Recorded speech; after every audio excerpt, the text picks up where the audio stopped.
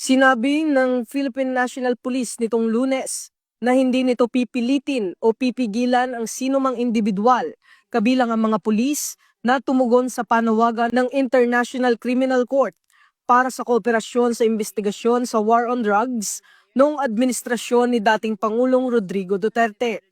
Ayon sa ICC Office of the Prosecutor, iniimbestigahan nito ang mga aligasyon ng crimes against humanity na umano'y naganap mula 2011 hanggang 2019 at hinihikayat ang mga direktang saksi na magbigay ng impormasyon sa pamamagitan ng online portal. Nilinaw ni PNP spokesperson, Police Brigadier General Randolph Tuanyo, na ang panawagan ng ICC ay isang voluntaryong imbitasyon at hindi pa formal na summons.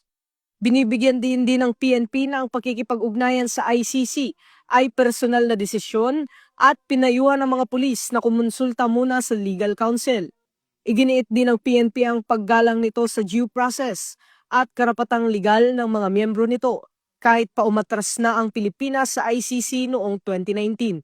Ito ang bagong PNP para sa bagong Pilipinas, serbisyong mabilis, tapat at nararamdaman.